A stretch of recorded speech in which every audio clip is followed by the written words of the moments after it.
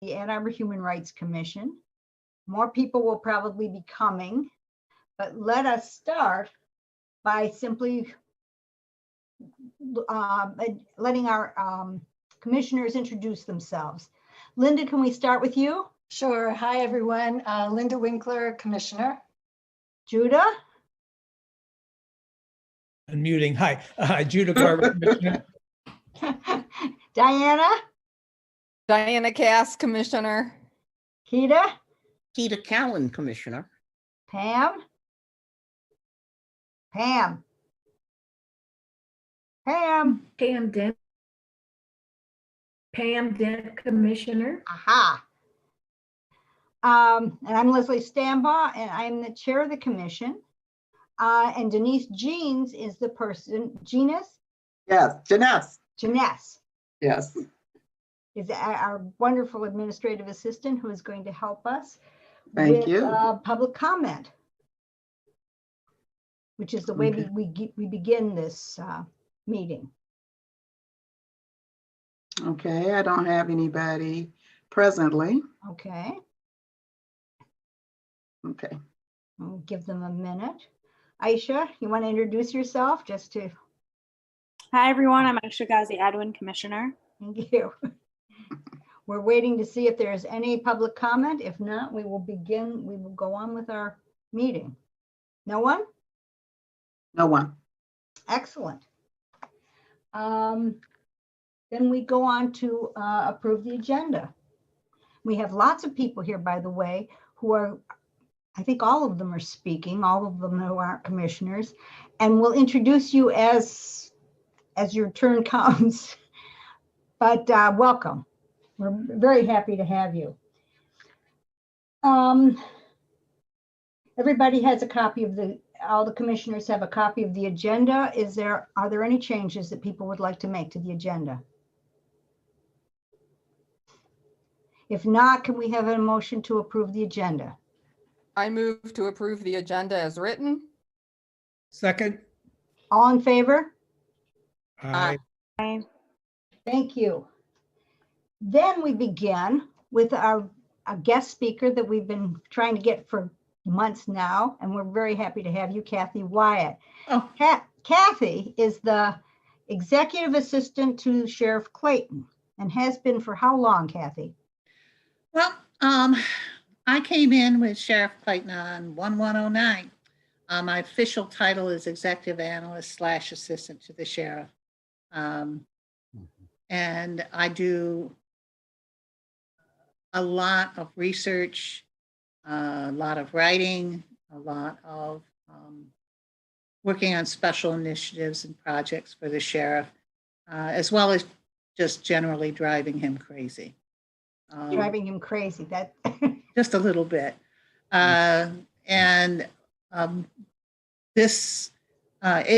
Reentry is one of the areas that I work on for him, specifically reentry related to folks coming home from prison. I was active on the MPRI Advisory Council way back when it was first started. When I came to work, when Sheriff Clayton came into office, I also have sat on the stakeholders, community stakeholders committee for what then evolved into Washtenaw Offender Success, representing him. So I do a lot of work in this area and have a fair amount of expertise, which is kind of how I ended up being here tonight. yes. As for those who want to make the connection, there is some movement on getting reentry initiatives and services. There's a lot of people doing work, including Keita, in this area, but Washtenaw Offender Success, which used to be MPRI, kind of disappeared in terms of its community efforts about 2 years ago. I think the last real community meeting was in 2018 roughly 2 years ago. And it moved, instead of being community-based, to the prosperity zone based, which was a 6-county type thing. And that really changed. And also they started about 2 years or 3 years before that, started pulling funding. And it really has been about funding. So there's been efforts to really try and get the community working on reintegrating returning citizens, folks that are coming out of prison or that have felony records. And we, last year in 2019, early, it was February, there was a meeting called by Al Newman, if anyone knows him, who was on the Region 9, one of the co-chairs here in Washington County, to try and get people together. And there's a number of committees formed. One of them was the Housing Committee. And we started looking at, housing for people with felony records is extremely challenging. And it intertwines with poverty and race in very negative ways. So we were looking at how do we change this? And we started looking at the IPSI non-discrimination policy that added folks with criminal records, specifically felonies, and how that impacted the ability of people with felony records to get housing. And we started talking about the Ann Arbor one as well. And one of the things, and we wanted to invite somebody from the Ann Arbor Human Rights Council to join us in our efforts. But one of the things that we are working on, I thought I'd give you an idea, is we are trying to develop a proposed pilot to present to landlords that basically would address in advance, laying out all the concerns that they say they have for not renting to people with criminal records, possible liability. And one of the things we looked at is actually the ordinances, both IPSI's and yours, mitigating against liability even more than general common law and Michigan law, because they specifically mandate that you can't do something. And if you're mandated not to do it, then you can't be held liable then for not doing it, or vice versa. We also are looking at developing some kind of like Rent Smart. It was in one of the study that you folks got sent, a variation of Rent Smart, so that all of the tenants with the felony records in the pilot would have had some sort of how to be a good tenant. Both Aaron Suganama and myself took the Rent Smart course, 11 hours, and were certified last Thursday and Friday. And we want, I think it needs a little tweaking to adapt to our needs, but basically have everybody have a Rent Smart training, and also a life skills. And all the folks, coming through this would have mentoring. And we're also developing a mitigation fund where to help with, even though the data doesn't show, and we're going to put the data in there, that people that with felony records do not damage housing any more than anybody else. We're working on a mitigation fund they've been done in other places, where it helps, in addition to the traditional damage deposit, if there are any additional damages, it usually covers it up to a certain point. Generally, they're not used. there isn't that need. The purpose primarily has been helpful in reassuring landlords. And our goal is to put together this proposal packet for a pilot and target McKinley. As everybody knows who read the report and knows if you're familiar with housing anyway, McKinley is the #1 landlord in Washington County. They have the most units. And if we could get McKinley to agree to a pilot, specifically working with people with felony records, specifically we're thinking about folks that have come out of prison after they've been in Washington Offender Success, that 90 days they have, where they'll have mentoring and all this support service. That would be, if we could get McKinley, and once, to do this, it would influence everybody else. It would open up so many units. And Sheriff Clayton, who most of you are familiar with, I hope, knows Albert Perez, who is the CEO of McKinley, pretty well. They've worked on some projects. And Sheriff Clayton has agreed to present this proposal and try to convince Albert Perez to get on board. And he's, if you know the sheriff, he is a pretty convincing man. So we have hopes. We're putting this together, and so I thought I'd let Leslie thought you all would be interested. We also, had looked at your ordinance, myself specifically, and had some discussions about the pros and cons and concerns. And I've read it. I like it. I think the non-discrimination ordinances are a plus. I have concerns that they are not enough, that there are unintended consequences that may come with them that folks need to be aware of. And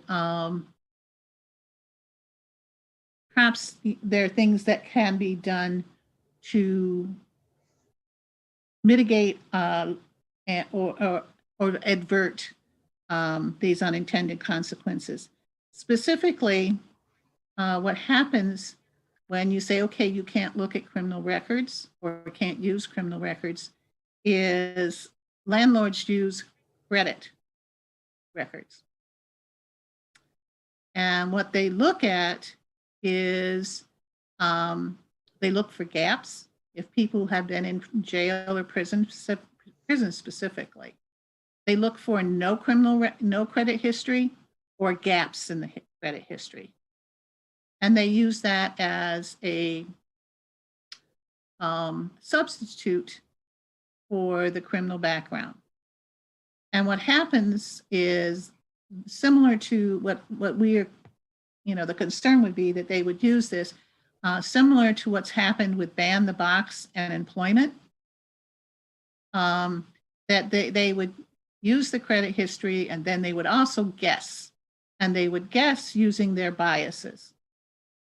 So like in Ban the Box in the employment field, that in fact, what could happen is that young African-American men would end up worse off in terms of housing.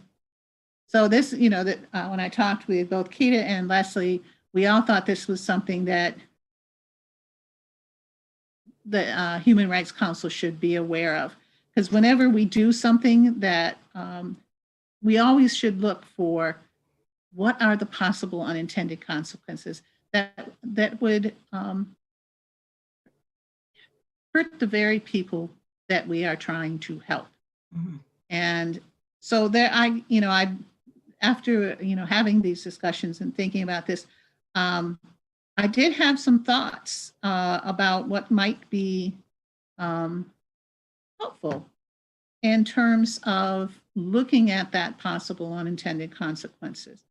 And I thought it occurred to me, that if you do this, you will have to have let landlords know have any effect, that this, once you have it. And I think there needs to be follow-up to see what kind of effect that is happening. I think you need, you have the universities here, and you have students who like challenging, I think that you could talk into doing to this, and having a follow-up survey after a certain amount of time, where they call landlords and they say, they inquire as to whether people with a criminal background could rent there. And it'd be interesting to see which landlords, you can figure how you want to do that, whether you say you're interested in rent, but you have a criminal record, and find out how many landlords are still saying, no, we don't rent to people with criminal records. I don't know that. And then I also think that it would be good to partner with the Fair Housing Center at some point and do perhaps in, COVID's got to go away. You take this whole COVID thing out of the timeline because everything is really so screwy. But at some point, partner with the Fair Housing Center and do a follow-up study to specifically looking at our young African-American men less well off under this. Look for that gap, that possible unintended consequence, so that it could be then addressed. Yeah. So, those are the things that, and the other thought I had is that non-discrimination ordinances of various types are also a plus, but they're not as effective if you don't actually have affordable units for people with criminal histories to rent. And for Ann Arbor, that's a challenge. However, the wonderful, wonderful people of Ann Arbor have passed a millage, a housing millage. And I do think it's important that maybe that someone, perhaps the Human Rights Council, suggest that some of those, that their low-income units be made available deliberately to people with criminal histories. There's state laws, and so you have to go, work with that, of course. But for a lot of folks, that doesn't apply. And I think that if there is a deliberate effort to include people with criminal records in the low-cost housing, I think that would help a lot too. So those are the kinds of thoughts that have been discussed. I was trying to think of what else. Kathy, is this a good time to just let people ask some questions? Oh, You've laid a absolutely. lot on the Anybody has table. any questions? I did have some points that we had discussed. I wanted to make sure that we had included. Anybody have any questions or any thoughts that they would like to add or ask? Why not? Ah. I thought for sure we'd have more. Well, I have a question. Okay. So one of the things you were talking about was kind of following up after the fact, and doing a survey. Can you, to see how the fair housing thing is working? Can you tell me a little bit about what your group's thoughts were on what kind of information you hope to gather? So this was a suggestion for you, and it was just based on, once I had the discussions about the ordinance, I thought about it, I did some research, and then I, bounced with a few people. So your initial survey needs to be, I would think, just to find out if landlords even know about it. I think that when once you pass this, it's not going to have much of an effect if landlords don't know. And so I think you need a campaign to let them know. And then you need some follow-up to see if it really has gotten through. particularly to rental offices. And there's a difference sometimes between the landlord who owns the units and who is actually doing the renting. So, I think the first thing is to find out if it's gotten through, if the landlords, rental agents know and what they're doing in practice. If they know it's illegal, they're not going to tell you they're not renting.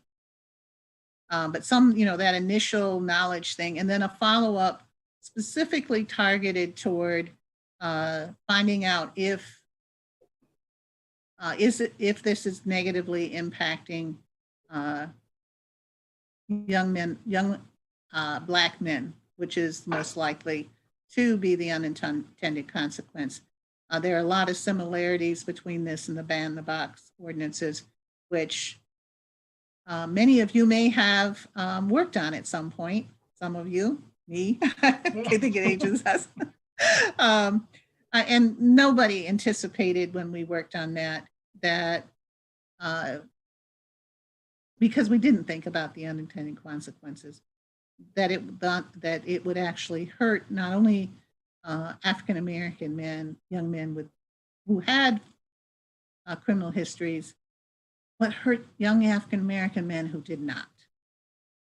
It's a lessons learned in life, and one of the lessons for me has been to always really, really rethink when we're, particularly in social justice areas where you can't say, A plus B is going to equal A B. Sometimes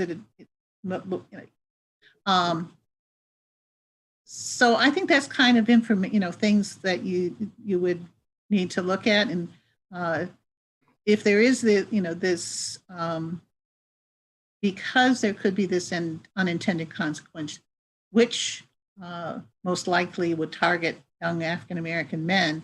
I do think the Fair Housing Center might look at that and try and see if that is happening and address it. And once you start enforcing that,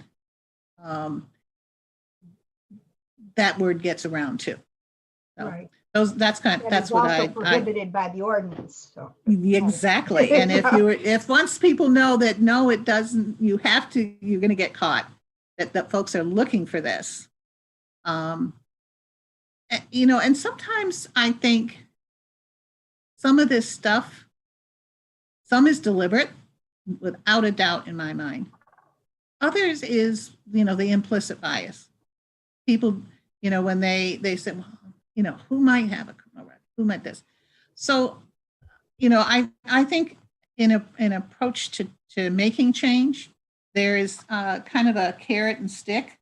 And these ordinances I see as part of the stick.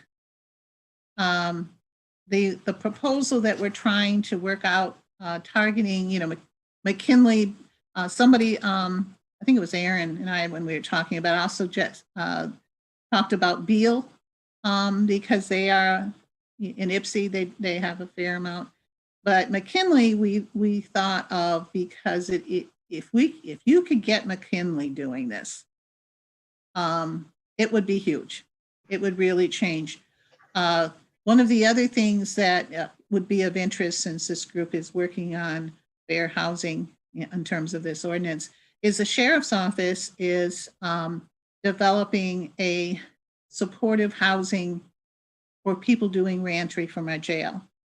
In fact, it's been even since the last time when you and I talked. Yeah. So the idea is, again, it would be similar to what a Washtenaw Offenders Success used to be NPR. What they're doing from prison, they have 90 days of supportive housing that they, get for people coming directly out, and so we would roughly have that, and we would contract with a specific individual who finds housing, who gets units, and do the same kind of thing for people who really need it coming out of our jail. So, but after that, in both areas, both people coming out of prison, people coming out of jail, once you're done with that 3 months, it's like, where do you go? And that's, that's what, if we could get more units open, and again, it would be, and there has to be, unfortunately, because there are ways around the ordinances, I think that also trying the carrot, trying to get convince the landlords to get on board, that this is in their best interest.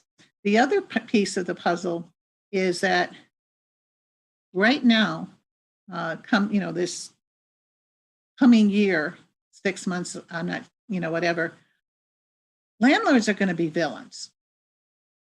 I mean, McKinley kind of already is, but landlords are going to be villains. There is the eviction crisis coming up. There are all, already lots of, you see stuff online about the landlords being harsh when they can get away with it. And I think it's going to get worse because eventually COVID's going to get under control. The moratoriums are going to expire. The money is going to expire.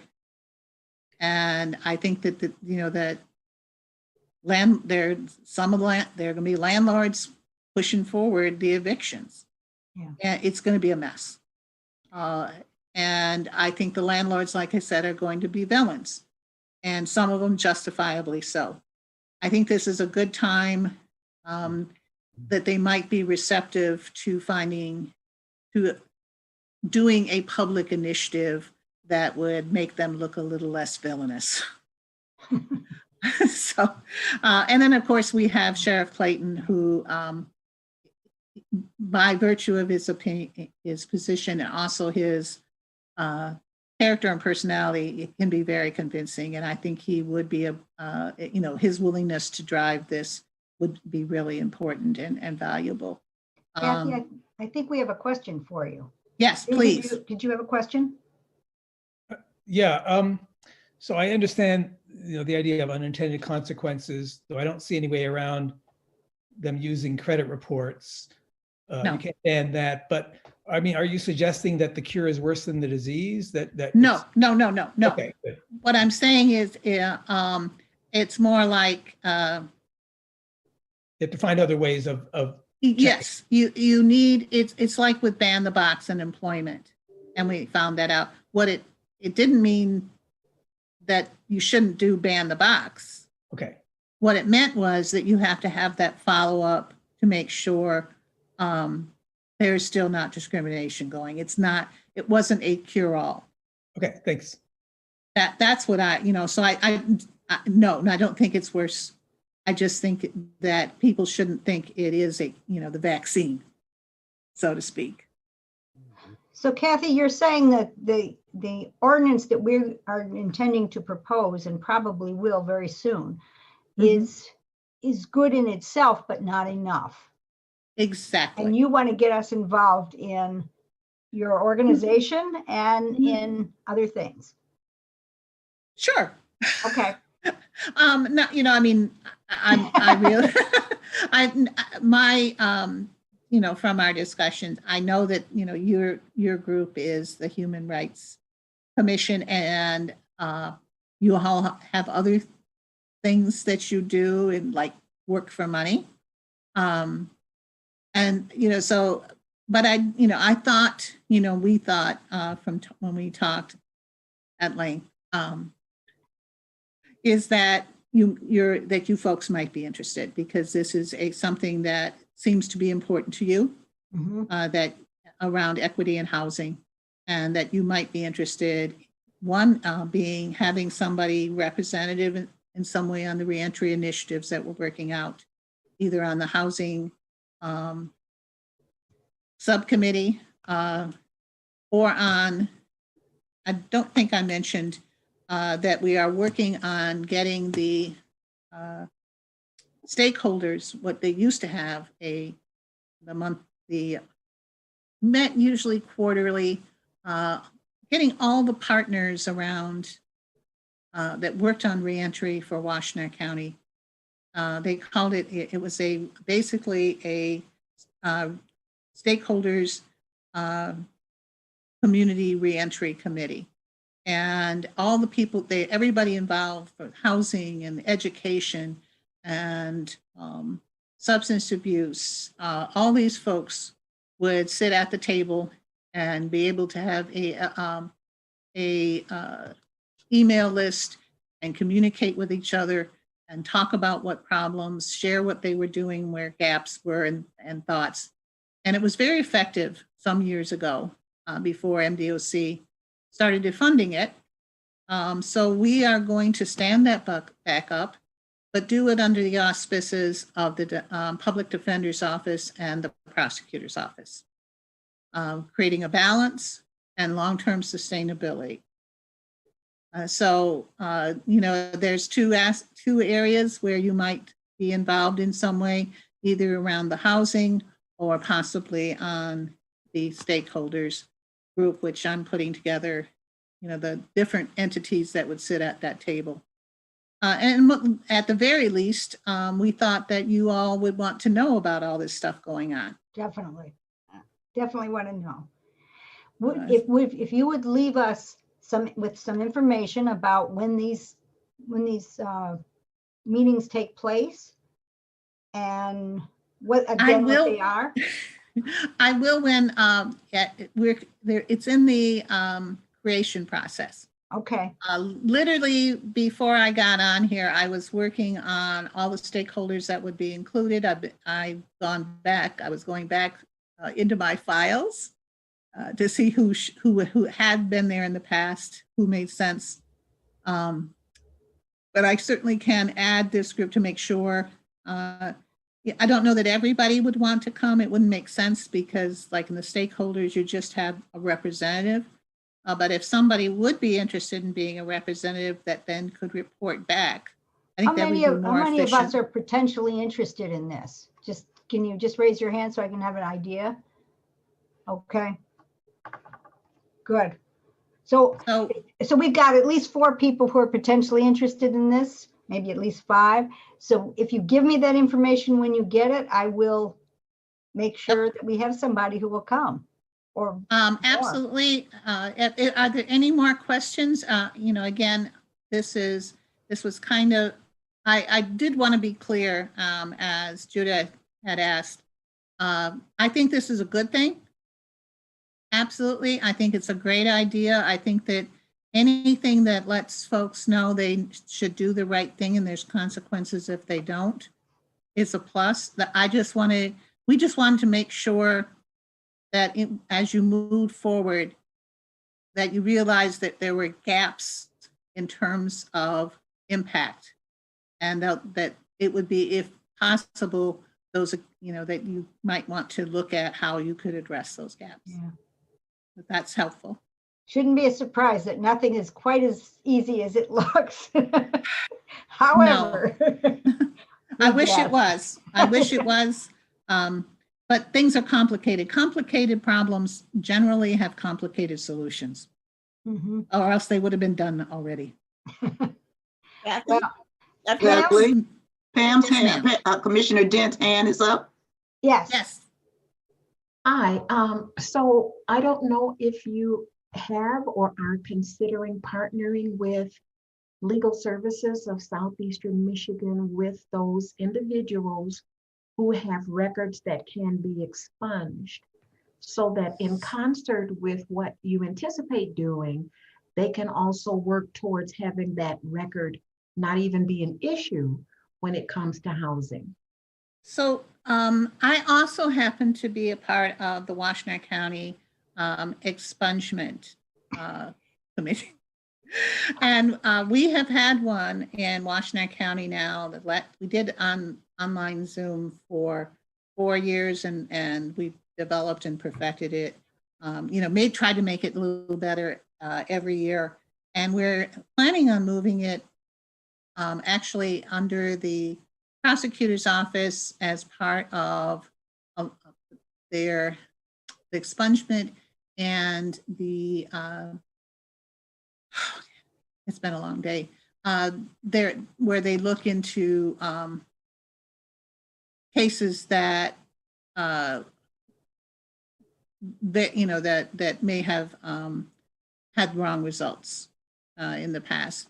But yes, we're working, you know, the county is very much aware of the need for expungements.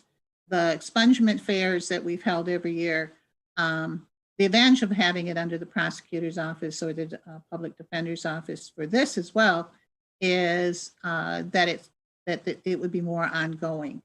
So we have partnered with the Washington County Expungement Committee is made up of Public Defender's Office, currently Prosecutor's Office, Sheriff's Office, Washington Literacy, Legal Aid of Southeastern Michigan. There's some connection with U of M, Legal Services, and a few more groups. And we have been working on expungements and definitely plan to continue. Does that answer your question? Yes, it does. Thank you. Yeah, but it is important, absolutely. No question. With the new changes in the law, it's going to be even more important. And I think that one of the things that we did with the expungement fair, we learned that even the fees that people were charging, we were sometimes obstacles. So we ended up, Sheriff's Office did the fingerprinting for free. We got a grant so that the $50 fee to send it through the state of Michigan, that was paid by the grant. And we went through legal services so that from the moment somebody walked in the door or became a part of this, they had a free legal help if they needed it. They had somebody to walk through, they were not charged, and they literally had a lawyer available when the materials came back to go to court with them. So yes, it is very important, and it's been identified as an important issue. Kathy, so thank you so much for coming and You're welcome. sharing with us. I think we learned a lot. If we have any more questions, let me know. Please. And I will make sure Kathy gets them. Please do. It's very, very easy to reach me. My email, my name again is Kathy Wyatt, but you can reach me at Wyatt K, last name, first initial, at washingtonaw.org. Thank you very much. Thank you, Any Ken. questions or any thoughts, feel free to get in touch with me. Thank you. You're welcome. Well, that's great. I think we're on target to pass that in the January meeting. And we will have to get started with some of the other things that you suggested so that we can support it. Now, we have a lot of people here who we want to hear. Aisha, do you want to begin by giving us just a little bit of an overview of what your assignment was and how this came to be? Yeah, sure. So firstly, thank you all for opening up this space to the students, and thank you to the students for coming. So, as I shared with you guys months ago when the semester started, I thought it would be a good idea for the students to explore various equity issues that the commission ended up identifying. And they wrote 2 papers and did a recorded presentation, which are all available in the shared drive, which you all have access to. The first paper was an overview of the background and the history of a given issue. And the second one was more of a recommendation or intervention. And they made sure to also cite examples of other municipalities, initiatives that they have done that have shown to be successful. So based upon your guys' votes, after looking over some of the material in that drive, there were 3 groups that you all spoke of wanting to hear from. And I'm hoping that this will be a chance for us to ask them questions, as well as for them to just give us an overview of this was the issue that we explored. These are some of the recommendations we have. Some may be pretty extensive. And I ask that in those cases, you just remind us that we have like 20 pages at our disposal and a recording that we can watch. And then we may have questions for them. And it's also to honor their work because they worked really hard all semester and did almost like investigative journalism work, reaching out to people in the community. And so I'm really proud of them. So the 3 groups are housing and racial equity, mental health and policing, and health and internet access. And they're going to have 10 minutes each to just give us an overview and we can ask some questions. So I guess now I'll ask, why doesn't housing and racial equity start? Yeah. Well, thank you all so much for inviting us to speak with you today. Why don't you start by introducing your group, just so that the people who are in your group, so we know who we're talking to. I'm Christian Smith. You guys want to unmute? Yeah. Hi, everybody. I'm Bryant Hepp. No. So there are two of you here? No, but I'm Abby. And I'm Shannon. And Rachel Vanderbush tried to speak, but it was muted or something, or the audio. Okay. Okay, I'm sorry, Christian. I just wanted to make sure that they got. Yeah, so Bryant, Shannon, Abby, and Rachel. And we're housing equity, both racial equity and economic equity. So would you like to do a quick question and answer? It sounds like you'd like us to do a little bit of the overview of the presentation. I think so. Okay, so I can share my screen, but I'm disabled currently. Yes, you're Okay. you're not the host. I think Denise has the ability to give you that. Denise, Can you guys hear me now? Can you let him share the screen? Denise. You just want to make him a co-host, Denise. Yeah, that's right. Who is this? Denise Christian Smith wants to be a co-host so he can share the screen and show us. Oh, sure. Okay, no problem. Thanks, Denise. Sort of froze here for a minute. Christian Smith, okay.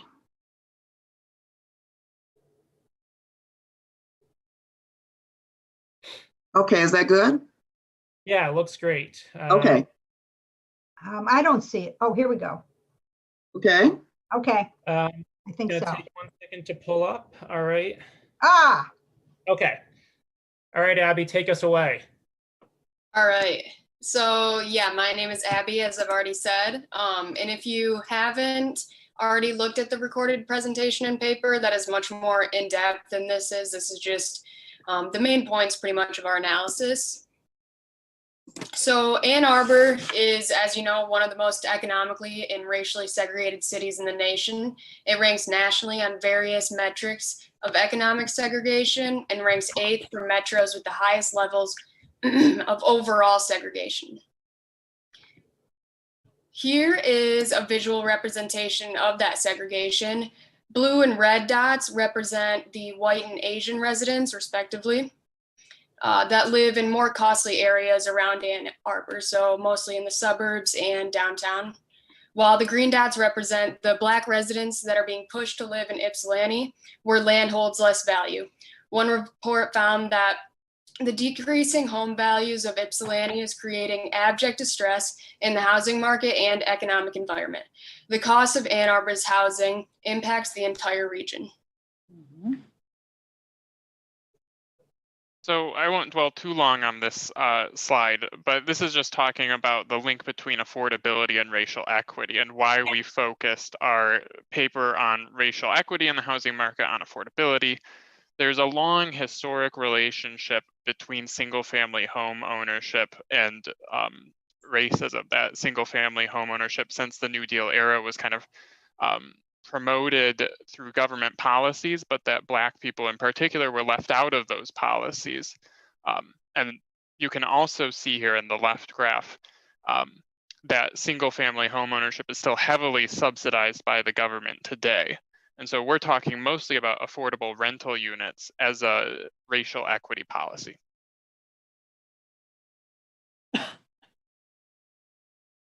So a little bit about the need, why we need to act now. So as you can read on the screen, one Ann Arbor resident that we were able to interview said that if we are not making changes to affordability in the city, it is just going to get whiter and whiter, richer and richer, and more boring.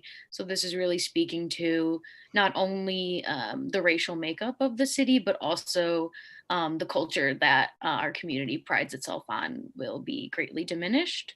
Not only that, With increased segregation, specifically as we saw between Ann Arbor and Ipsy, there's more likely to be increased negative outcomes for communities of color, such as decreased income and employment opportunities, as well as decreased diversity in our public school system, which again would just greatly diminish the learning experience of our students. And ultimately, as we heard from Kathy, we must act now to prevent a housing crisis within our own city. So a report that was done in 2015 found that 45% of households could not find affordable housing if they made $49,000 or below. 87% of households that made $35,000 and below, and 94% of households making under $20,000 found housing unaffordable in Ann Arbor.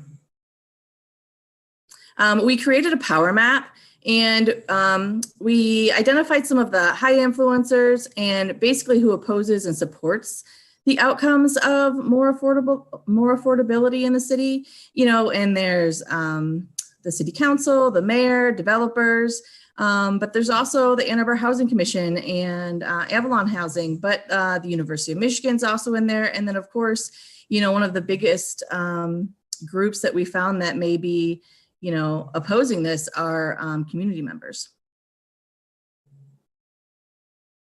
So there are a lot of programs that we can introduce into existing or new housing, and they are in HUD is one of them, and that's what you would basically know as for Section 8. They're called the Housing Choice Vouchers or the PBVs, and it bases folks' rent on 30% of their income. And then with MISHDA, there's a program called tax credit housing, low income tax credit housing, and they have programs that target 40, 50, and 60% of people's AMI, which is the area median income. And that is the area median income of Ann Arbor in 2020 was 101,000. So here are some of the income limits and the rents. For HUD, you know, a family of four can make up to $30,450. You know, and in a 2-bedroom, their rent would be that a voucher would cover would be $1,124. And then for MISHDA, for the low income housing tax credits, in general, these are income limits. So the 40, the 50, and the 60% in the blue table, it lists the maximum amount of income that made up by people in the household, what they can make. So a 4-person household at 60% AMI could make $60,900. So if that put them in a 2-bedroom home, their rent couldn't be any more than $1,371 on the orange table. Of course, the largest opportunity we have is Proposal C, which passed with 73% support. It gives us $130 million to produce 1,500 units by 2035. And publicly owned sites across the city are being considered. Here are 4 of them. The public's being engaged in how we develop these sites. And they're asked about things like parking or building height. And these considerations impact the number of units, perhaps quite dramatically. As you can see, just across these 4 sites, the unit number varies by almost 300%. And the number of units is absolutely critical because bottom line, Proposal C is not enough. 1,500 units is what we're targeting right now, but that same report that Rachel mentioned said that we need 2,787 to meet the needs of 40% AMI or below, and 5,885 to meet the needs of 60% AMI or below. And that report did not take into account we're losing low affordable housing based on LIHTC or low income housing tax credit expiration. So between 2016 and 2018, we lost 700 units in Ann Arbor based on that alone. So Proposal C is not enough by a factor of 3. Our solutions focus on getting the maximum amount of utility from Proposal C, getting the most units from that proposal and the monies, and also making the access to those units the most accessible for lower income folks. Our solution number one is prioritize nonprofit developers. These three examples come from a similar housing market and show that when you incorporate profit, you impede affordability and the number of units that can be created.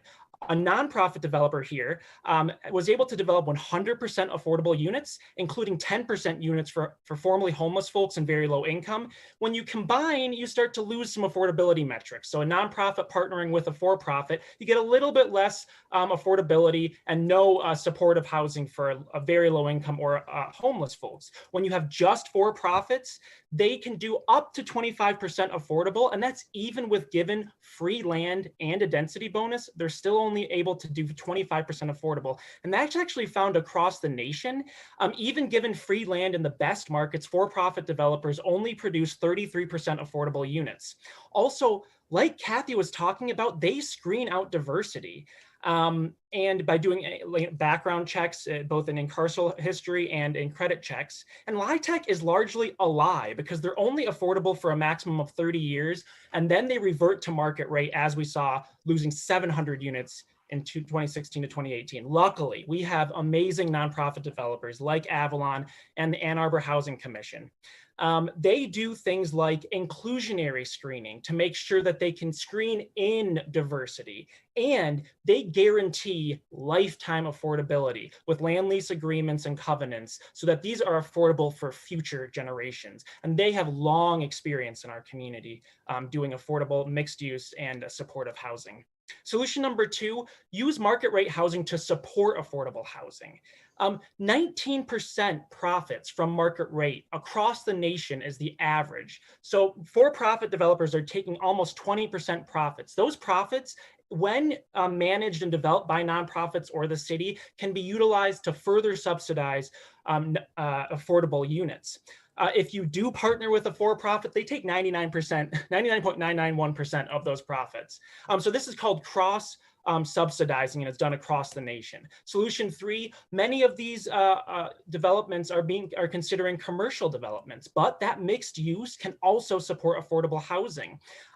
Just like I said before, the profits from market rate commercial can be used to subsidize affordable housing, or we can do affordable commercial that does below market rates for socially beneficial nonprofits or businesses, just like here in Lansing.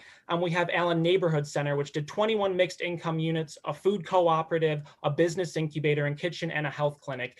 Doesn't it make sense if there's going to be commercial attached to affordable housing that the people there can afford the services that are provided there? Solution number four, utilize innovative models in affordable and supportive housing. Here in Detroit, we have Cass Corridor Tiny Homes, which provides very low income individuals with a pathway to home ownership. People with incomes as low as $8,000 a year can own their home in just 7 years. These are the types of developments that we should be incorporating right here in Ann Arbor. In Quixote Village out in Olympia, Washington, they had 30 tiny homes built with a common house for chronically homeless folks. It was the first tiny home community in the nation to get HUD vouchers, both project-based and housing choice. So we've got some amazing examples. Both of these communities are expanding. We need to expand them here in Ann Arbor. And finally, the city can partner with the university. This is a development out in California that partnered with a university, the Martin Architecture and Design Workshop, partnered with professors and students to design housing that was only $25,000 a unit. So we need to look to the university and the expertise there to provide precedent-setting developments. So our fifth solution goes back a little bit to the first solution of prioritizing nonprofit developers, but it also involves sort of nonprofit management, which is another thing that we see in Avalon Housing, which was an important community stakeholder that we interviewed. But we're also suggesting cooperative ownership at some of these properties. And we interviewed Julian Tabrone with the ICC, which operates 16 properties in Ann Arbor right now. And he told us a little bit about some of the benefits of housing cooperatives, that they have greater resident participation, they have security of tenure, lower housing costs, and importantly, as Christian said about those LIHTC credits phasing out, they support long-term affordability. So there's a lot of different benefits of choosing that cooperative model. And I'm not going to go too in-depth into the next two slides, which talk about different types of cooperative models. because the ICC is interested in either one of those on the city land. So if there's more questions about those, I'm happy to go into them. But I do want to mention something Aubrey Patino said, who's the executive director over at Avalon Housing, about mission-driven nonprofits and how I think that relates to what we heard from Kathy Wyatt earlier. That, you know, landlords are always going to be able to find a way to screen people out of a certain development. If they're trying to get around the ban the ballot or ban the box initiative, then they're going to find a way to do that. So we really need to focus on working with organizations that support the mission of affordable housing. And the ICC is one of those that's already in the community using a proven model. You can skip the next 3 slides, Christian.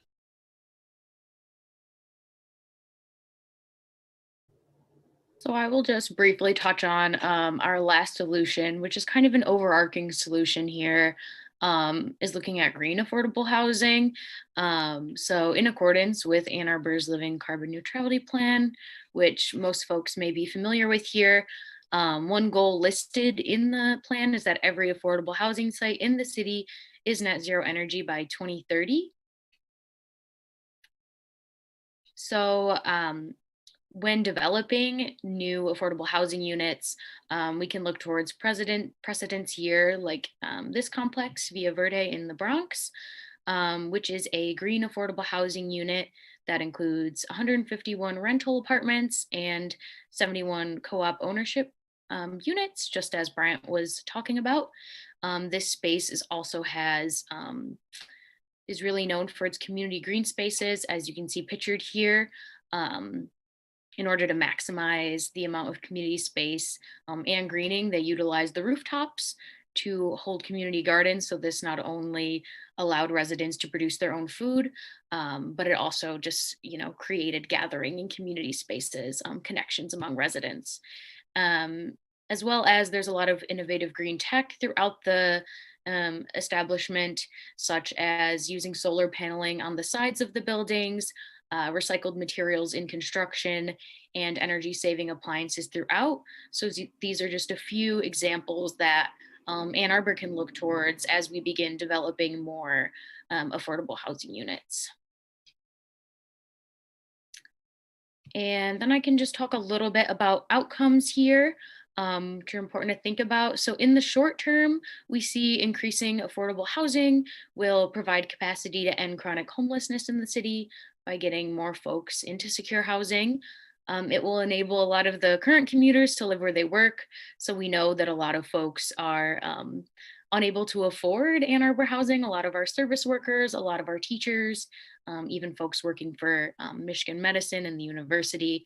So getting those folks to be able to live in Ann Arbor and have Ann Arbor as their home. And then, as I just mentioned, this would also promote the city's sustainability goals. If you have less commuters, less traffic in and out of the city, would increase the walkability, people walking to work, or people just utilizing public transit. And then in the long term, we see that this would relieve the price pressure on the city's rental housing stock. So it would create more sustainable, affordable options. This would ideally increase inclusivity and diversity across the city, as folks from a wider range of racial groups, economic groups, even age groups can afford to live and stay here in Ann Arbor. And ultimately, we hope it would promote intergenerational wealth for low-income families and people of color, as these folks can build equity through having home ownership in the city. And I won't touch too much on evaluation, besides the fact that this is an important part to consider throughout the process of developing affordable housing. And one thing to note is that quantitative and qualitative metrics should definitely be considered. The data is important in terms of how many units we're creating, how many people we're getting in those units, but the qualitative metrics are just as important. Thinking about racial equity, how that's affected, as well as the quality of life of these residents. You know, the idea is we move more folks into these affordable housing units, but we need to also consider how, or if they're being integrated into the community, are they able to tap into the diverse networks and opportunities that the city of Ann Arbor has to offer, or are they just living here and still ostracized? And so we just wanted to end with the recommendations in case there's any questions that we can clarify for our solutions, or really any questions that you have. But we just really thank you for the time today. People can push raise hand, or I don't see everybody now, so I can't tell who has questions. I think, Christian, if you want to stop sharing your screen, Yeah. then we can all go back to the gallery view. And I just want to say that was outstanding. Yep. Very good. So great job. Thank you so much. Do we have questions? Do not see it. Oh, I'm trying to find the darn. Kathy. Yeah, I was looking for the darn hand on the participants to raise. And It's in the middle here under, I've got it under participants. I don't know what. Yeah, I was looking for it, and then I said, I'll just raise my hand. It's okay. So I have seen, I just think you did. Are you undergrads or grads? Students. I'm sorry? Master's students. Okay, well, even for master's students, this was an exceptional presentation. You know, as I mentioned earlier, I do a lot of research. I sit also on the Continuum of Care board, which deals, you know, with affordable housing. So you were accurate, you were perceptive, and your presentation was really interesting. I was engaged, and I, you know, pretty much know most of this stuff, but it was presented really, really well. I just, you know, it was just really good. And I'm very, very impressed.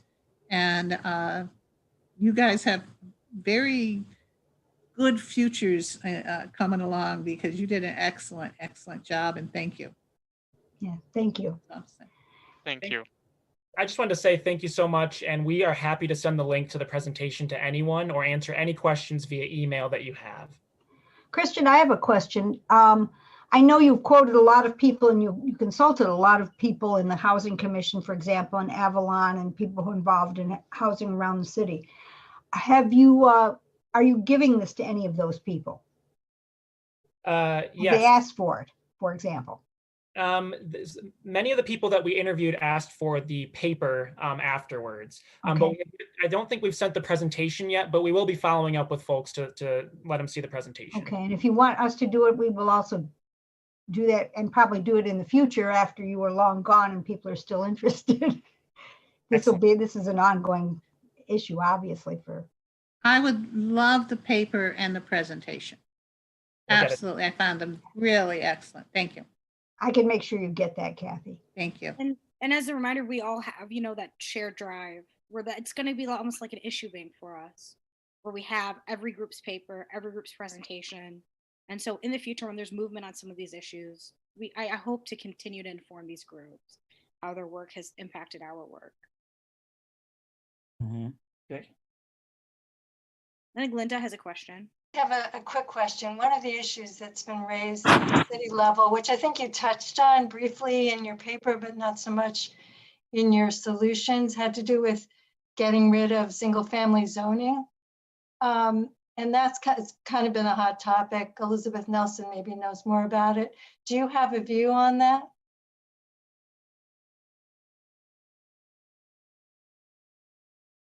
Chris, you're muted. Oh, my personal view, thank you. My personal view is it's kind of a false dichotomy. It's a question of density across the board, because you can increase density within any of these zoning classes. And I believe it's also a question of neighbor tolerance. You're always going to have neighbors coming out saying density's bad. It's only good for people further away from me, right? The NIMBYism.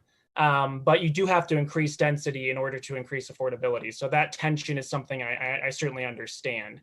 But I don't know if Bryant has some more perceptions from the ICC's perspective, but I certainly would like to see more density and more cooperatives of all types through all zoning classes.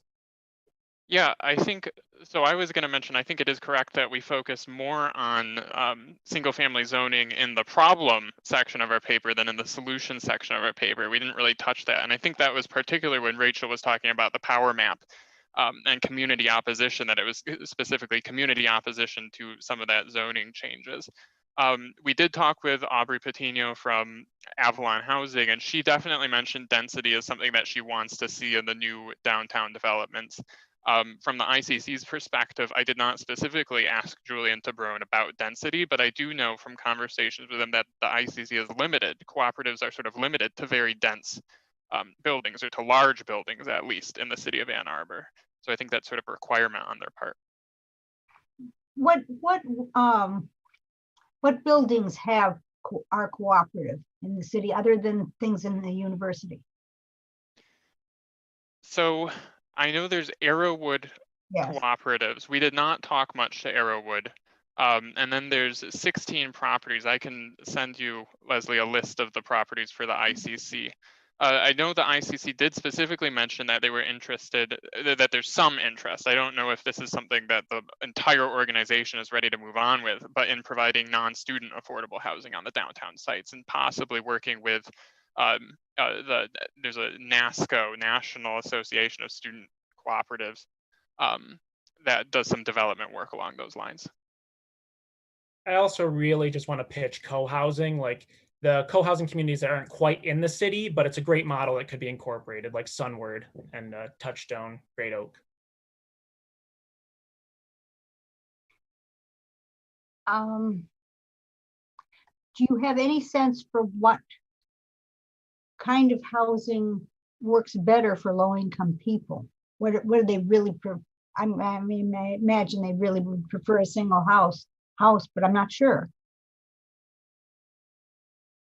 I think that's definitely a way that our report could be improved, is more stakeholder interviews from the consumers of low-income housing.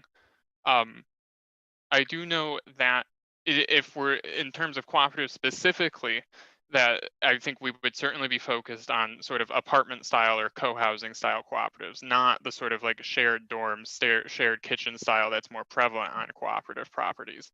I think that's something that we know is not necessarily a priority for everybody. Families, yeah. Aubrey Pertino did encourage a focus on below 30% area media income. So when I think about like my own experience being low income, the biggest thing is the pocketbook and whether or not we have the financial security. And that often comes with smaller units, to be frank. Mm-hmm. Anybody else with questions? Actually, I do. Yeah. Okay. Sorry. So I was wondering if you had looked at issues around having, I noticed one of the proposed units had 5 housing developments at 500 units. Did you look at any of the issues around low-cost housing and what they've done in the past, which created projects, so to speak, where you create, when you have more units in one space, that positively impacts affordability to create them, but it tends to negatively impact livability and quality of life, or at least it has historically, if you look at the efforts on low-cost housing and subsidized housing. And so did you look at or have any recommendation about the number of units per location and how that? I think that's another topic that's discussed more in the problems section and in the history section of our report than in the solutions section, because it's such a complex issue. I do know from looking at what the city's already planning on that site, I think they are planning a mix of market rate and affordable housing, or at least that's what the community engagement session, one of the plans that was put forth there. And I think that could be a great opportunity for either Christian's proposal for market rate supporting affordable housing, or Shannon's proposal for the the green building, I think, are some interesting and innovative ways that affordable housing could be mixed with market rate in a way that kind of contributed to a very livable building in that space. Because that is concerning for me because, you know, you talk about unintended consequences, and what had happened across the country is the creation of what we call the projects and segregated, it increased segregated, concentrated generational poverty. And that's the exact opposite of what we want. And that, so that they're, you know, that's something that, as we, we discussed earlier, I'm kind of big on looking for unintended consequences. And I do think that something that needs to be kept in mind is that we don't want to repeat the mistakes of our past and our history, where you concentrate all of that together, you know, where people are forced into those kinds of situations just because they have to have a place to live. I do think that public housing has evolved a lot in the last 6 years, and supportive housing, or giving, you know, social work professionals like ourselves to communities that have higher needs, so that they can get supportive services, really abrogates a lot of that. So I think Avalon Housing, you know, with their experience with supportive housing, but also moving into affordability. So, you know, people that are formerly homeless, and then affordability suites from 30 to 60% AMI, and then all the way to market rate, can really bring a mixed income, mixed use community together, making sure to support those who have the highest needs. I think, you know, go on. I was just something that needed to be raised. Go on. Yeah, I completely agree. And I think that one area that comes close to addressing that in our evaluation criteria is something, again, that Aubrey Patino brought out to us, which was the idea, something they're doing with their evaluation at a site that I'm sure is not 500 units, but much smaller, but that is still relevant here, is social bridging. So again, I think Shannon mentioned this, sort of measuring the connections outside of the building with the residents of the affordable housing unit and the wider community. Anything else before we move on? This was fascinating. I think we all appreciate this. I certainly do. Any other questions? Then let's move on to the next one. Thank you so much. And remember, we've got this as a resource, and we will use it. Thank you. Aisha, do you want to introduce the mental Sure. policing group? Next up, we're going to hear from the mental health and policing group. And most of these students they actually specialize in interpersonal practice, but they also have training in policy and community organizing. So I think they brought some of that background into interpersonal practice as training to be a therapist. They brought some of that understanding to this project as well, which is really fascinating. So I'll let you guys take it away. Hi, everyone. I'm Courtney. Hi, I'm Muncie. Hello. Hi, I'm Kayla. Hi, I'm Heather. So I'll go ahead and just get us started. Thank you so much for having us tonight. We really, really appreciate the opportunity to get to speak with you about mental health and policing in Ann Arbor. Our group really cares about this topic, so we're really excited to be here. And instead of doing a PowerPoint, we're just going to speak with you and share a little bit about our project. So mental health issues are very prevalent in the United States, and I think even more so with the pandemic. And most of us know at least one person who struggled with anxiety or depression or other mental health concerns. And in doing our research on this topic, we learned that in general, mental health issues disproportionately affect Black citizens and those of a low socioeconomic status. And these individuals are also more likely to have interactions with the police. And unfortunately, these interactions often result in arrest, in incarceration, in physical harm, and even in death. And in fact, it's estimated that of all fatal police encounters, 25% of the victims suffered from a serious mental illness. So people who are struggling with their mental health are dying and being hurt at the hands of police officers, and they're not getting the mental health treatment that they need.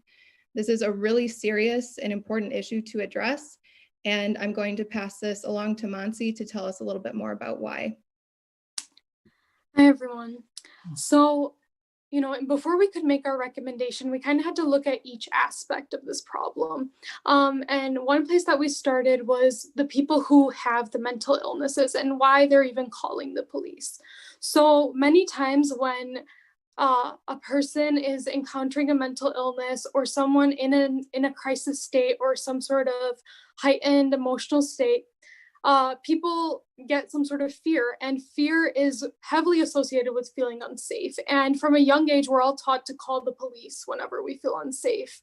And when we call the police and any sort of law enforcement, just as Courtney explained to us, the consequences rarely are effective for the individuals who are called.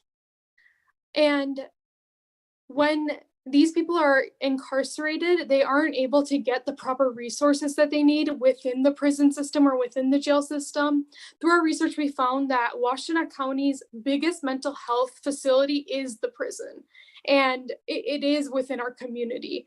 And when these individuals go to prison or a mental health jail or something, they don't get proper treatment. And when they come out of jail and when they're back within the community, they are it's just a cycle. Like, it just keeps happening over and over. They see police again, and nothing is changing for them. So it just keeps on continuing. And for this entire cycle to be reduced, some sort of change has to occur within anyone involved. And then I think Kayla is going to talk about what we kind of explored through this. Yeah, so I'm going to talk a little bit about just kind of what we learned throughout this process. So going into this project, we thought we had such a firm grasp on the issues surrounding mental health and policing, but we actually learned it's a much more complex issue because there are so many forces of power and oppression at play. To start, one thing we learned that in Michigan, officers only receive an average of 8 hours of voluntary mental health related education and training, which clearly is nowhere near enough. However, we did also look at other communities across the country and what steps they have taken in order to address this lack of training, as well as ways that they've tried to improve the interactions between officers and individuals with mental illness. And we use those to inform our current recommendation, which we talked about more within our recorded presentation and our 2 papers as well. And we'll discuss that a little bit in a moment. But with that being said, it becomes overwhelmingly apparent that this is a concern nationwide, and the Ann Arbor community is not immune. And we saw this through the case of Ara Rosser back in, I believe it was 2014.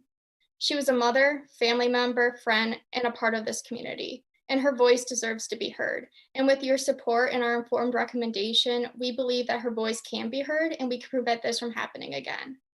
I'm now going to turn this over to Heather to talk a little more about what our recommendation is. Okay, so we developed a 3-part plan for our recommendation. So first, mental health training for dispatch so that they're able to determine when a call is a mental health crisis.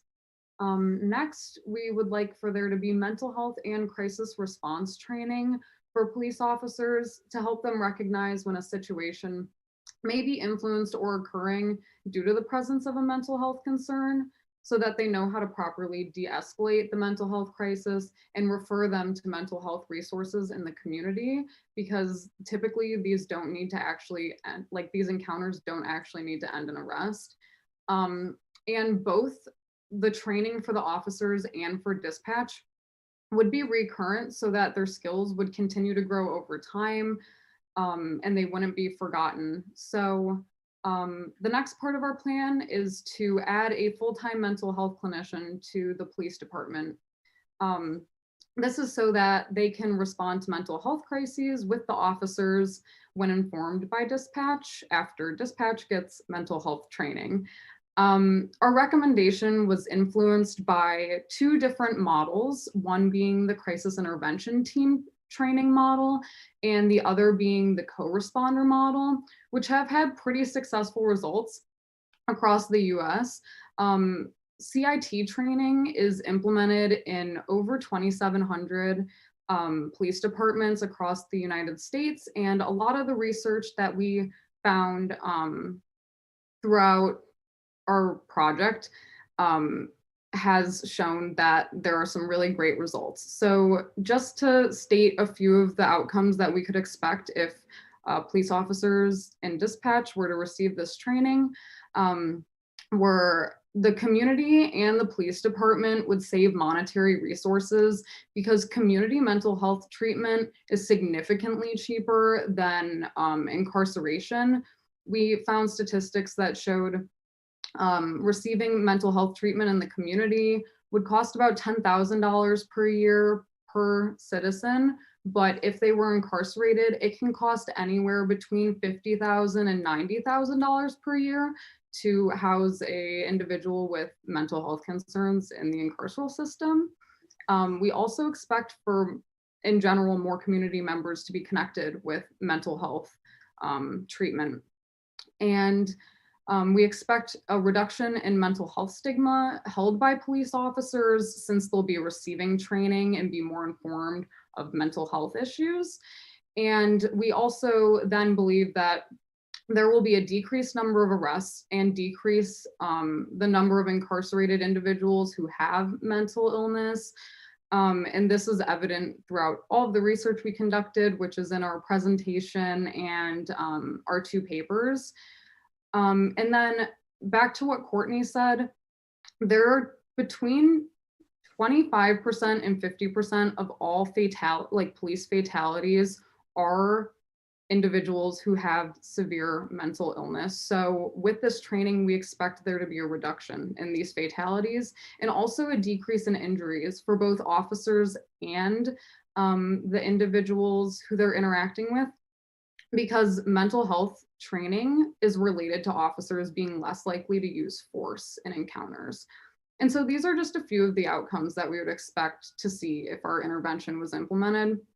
And we would recommend the first part of this training. So like the first part we would recommend for you guys to take on if you were thinking about taking on this issue would be the mental health and crisis response training for police officers, because right now, officers are currently the first responders to mental health crises in our community. And so it's really important that they have mental health training, because if they're the ones who are being sent to the scene, these situations could be handled significantly better. And that is all. So thank you so much for reviewing all of our materials and giving us the opportunity to present to you all. Again, we are really passionate about helping fix this issue. So if you need any help from us, we are here for you, and any questions about our resources, we will respond to anything and are more than willing to help you out. So with that being said, we were just wondering if anyone has any feedback or questions for us. Questions? You know, I have a question. Well, firstly, thank you guys. You guys are great. And, you know, I know that in your paper and in your presentation, there was, and I urge all of us to actually read their papers and watch their presentation. You guys referenced the CAHOOTS model, and it was similar kind of crisis response models. But I think there was some statistic about how just the number of actual incidences that police respond to, how many of them are just actual mental health concerns. And it was like significant. I remember, I think it was, I don't want to misquote it. It was a different municipality, and they had used the model that you guys are recommending. And what really stuck out to me is how few incidences actually require police involvement. And they're just, most of them are just mental health issues. Anyway, I don't know if I misquoted, probably did. All I can say is I really urge us to read the papers and watch the presentation. And another thing that Aisha kind of added on here, there's the Washington Post has started an entire like Excel sheet from the beginning of 2015 where they're tracking every single fatal shooting or anything that's happened with anyone, like all across the US. And through our research, like we came upon this, and even though Ann Arbor specifically, like Aura Rosser's tragic death happened before 2015, but in surrounding areas, like it is still happening near our community, and it's evident through all of the like data they've collected. When you say Excuse me, Council Member Radina has his hand up, and Commissioner Garber as well. Thank you. Judah, you have a question. Yeah, thanks for that presentation. I have skimmed your report, but we'll go back and read it more closely. So I apologize if you covered this already. Do you have data on the effectiveness of this training, of police training, in terms of reduction of harm? And if so, what? Yeah, we it is in our paper. We only added data from 2 places in our paper. So the Miami-Dade Police Department and the City of Miami. I think we also added data from, I know, the Boston Police Department, I believe the Chicago Police Department. The Memphis Police Department is in there, right, Heather? Which one? Memphis, I think. Oh, Memphis, yeah. And Chicago was heavily presented in our data, within our data. Okay. And it was significant. Yeah, it was. Okay, thanks. I'll go back and look more closely. Where were the mental health cases then taken if they needed to be treated in-house somewhere? So, where would you expect that they would be treated here? So in the crisis intervention team training, they're typically taken to, they need to take them somewhere that has 24-hour-a-day treatment. So they're typically taken to either inpatient psych units or emergency services at hospitals. We were talking about this. We don't necessarily agree that that might be the best thing to do and the best way to get someone mental health treatment. But at the same time, they do need somewhere to take them immediately. And even taking them to the hospital, there's an increased chance of these individuals engaging in mental health treatment afterwards. Just diversion from jail in any sort of way is significantly better than going to jail and not receiving mental health services at all, and then going back into the community and getting arrested for the same exact reason. So that's just the crisis intervention team training, which is why we based our recommendation off of it. But we think that maybe some sort of mental health training in general might be a better fit. And just based off of that, we were able to connect with some individuals in the community, which we kind of talk about in our papers. But we learned that in Ann Arbor, they did have something that kind of resembled a crisis response team at one point. It's since been like changed and stuff, but some of the members in our community who were part of that are still here in our community and are still working in that way. And that's definitely information that like we have and within our paper and stuff that can be discussed. Thank you. I can't find my hand. Leslie? Yeah. Councilmember Radina and Linda had their hand up. Me too. Is your hand still up, Travis? Third, yes. I have Councilmember Radina. Yeah. Linda Winkler, and then Keita. Okay. Is your hand still up, Travis? It is. Thank you. Yes. And thanks to all of the students for bringing this to it. I'm so incredibly impressed by the research and the work that has gone into this. And this question is not specific to your presentation necessarily. And I also recognize I am coming to this conversation about an hour late as I was double booked on commissions tonight. So forgive me if this was covered. But it strikes me as I was reviewing some of these ahead of time that a lot of the content in these research projects are not necessarily just specific to the Human Rights Commission. And I was wondering if there's been any discussion with the permission of the students of sharing it out to other commissions that might have overlapping work. Yes, and we do intend to do that. Perfect. Absolutely. We hope that We've this got will a be great like, resource here. yeah. Aisha? Did you I'm sorry. I was just going to jump in and say, I'm hoping this will be like a resource for us, but also just a resource for the city of Ann Arbor and whoever is working on these issues. And the class is aware of that. And Councilmember Redina, we actually were able to discuss with a member of MCOLS, and they expressed their interest in our presentation, and we were able to send it to them. And like you said, I think all of the topics throughout all of the sections, it'll definitely be like a big resource. Perfect. Thank you. Linda, your hand is up. Yeah, thank you so much for your great work. You touched on this, Muncie, I think, but there was some mention of 8 hours of mental health training on a state level, but I know every city does its own thing. And I was under the impression from the work that we did leading up to ICPOC that perhaps Ann Arbor did more training than that. Did you speak with anybody at the city level to see exactly what's happening right now?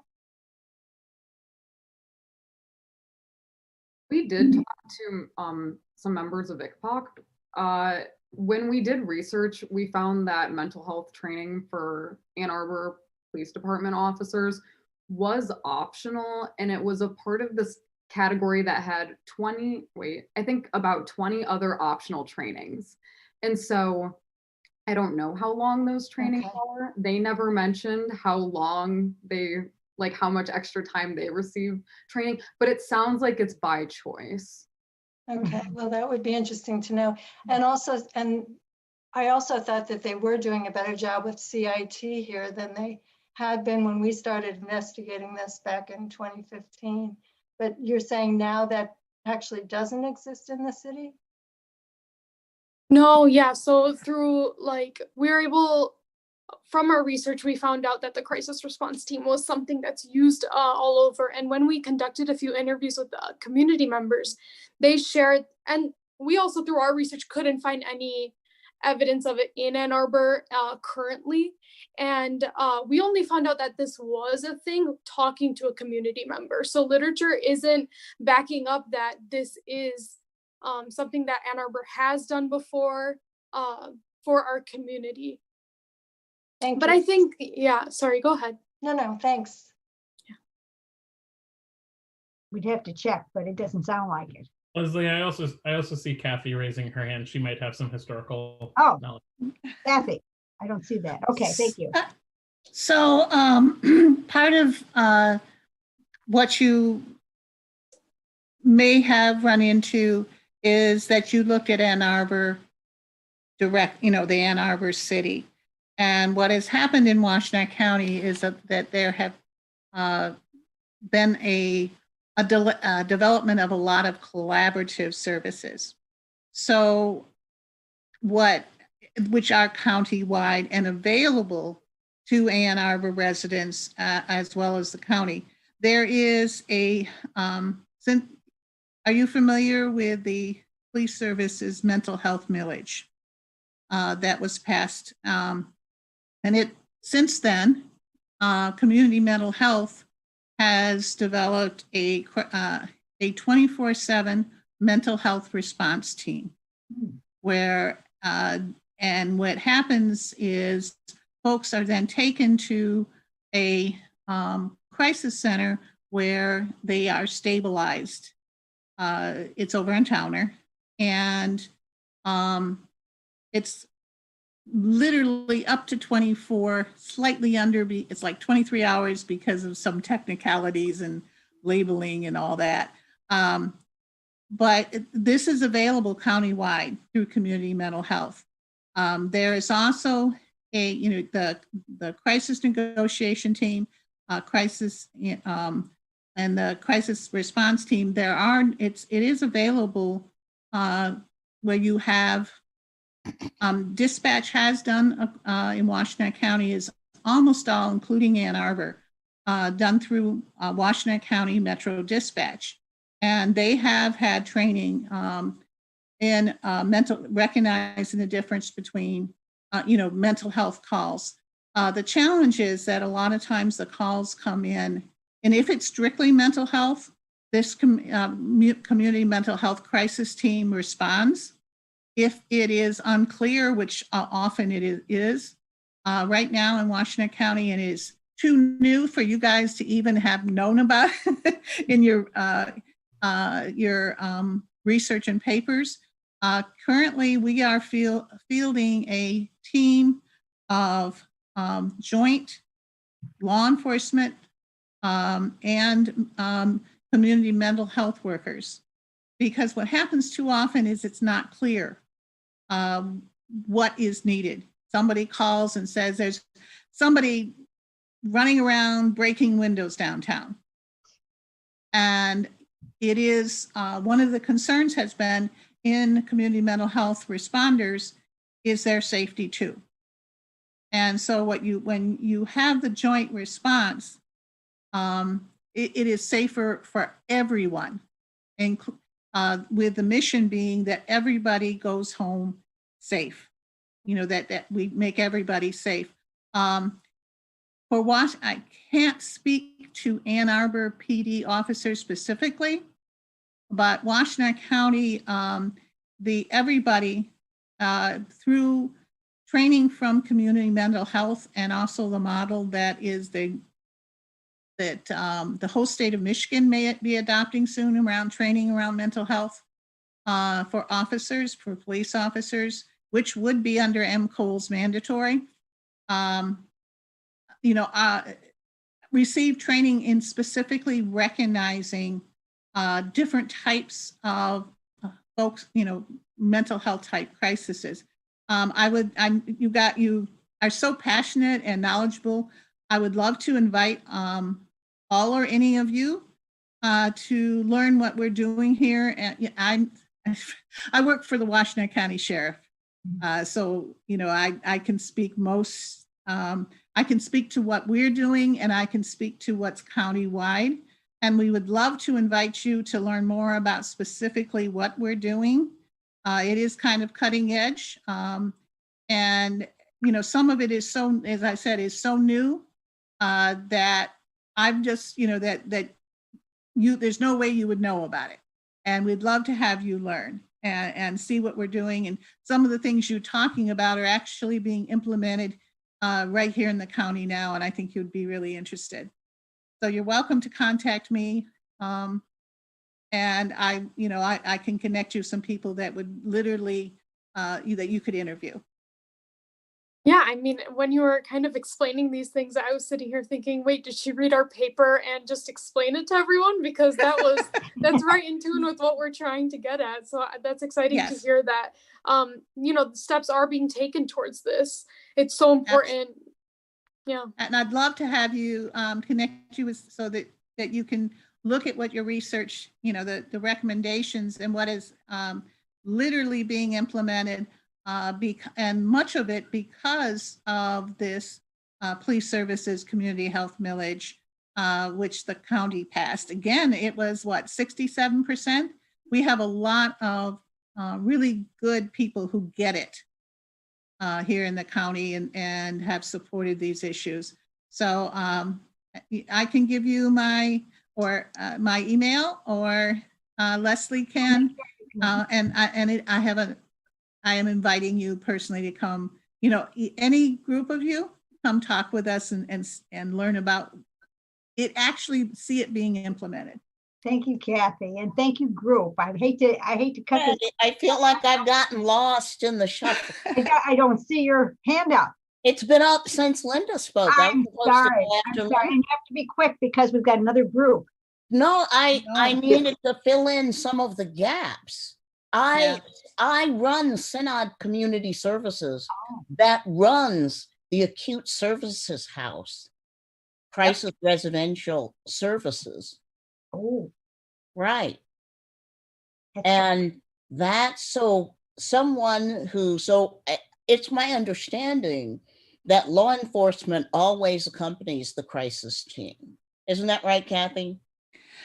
So the 24/7 community mental health, where it's just the crisis workers, not all the time.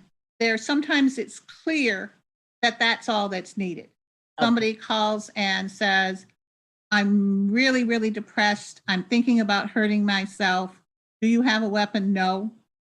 But I really, I just don't want to live anymore. I'm, that type, there would be intervention. There would be no need for law enforcement. Dispatch would not send anybody. There is a specific number that is called for the crisis intervention team, the mental health crisis intervention team. Now, on the other hand, when it goes through dispatch, it's usually much more unclear. And so officers and community mental health workers, many of whom are social workers, most of whom are social workers, then they do go together because it is very unclear most of the time what the situation is. And you do not want to put folks in danger in any kind of way. Right. So yes, if someone needs to leave where they are in order to be safe, they would first be transported to the psychiatric emergency services program that's run out of the University of Michigan Hospital. Go ahead, I'm sorry.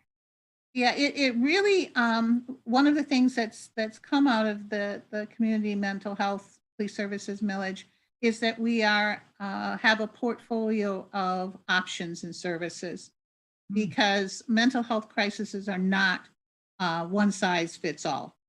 One situation, and we can, if somebody is just off their meds, that can be addressed very short term and then kept out of the system whenever possible. Also, an interesting thing that you may want to learn about is we're moving into, in criminal justice reform, deflection and diversion.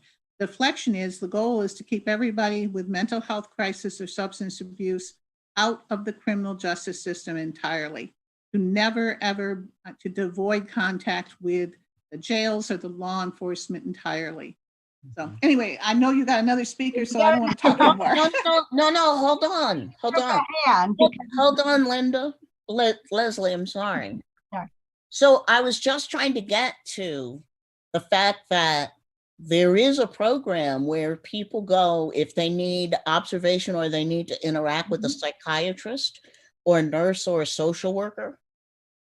And people literally, if they get to psychiatric emergency services and don't need, as Kathy was talking about, don't need a lot of intervention, they just need some help, then they would be transported to the acute services house, crisis residential. Folks stay there on average 3 days, but they can stay longer if needed. It's so interesting, but this overlaps with the housing issue because oftentimes people have to stay at the acute services house because they don't have a home to go to.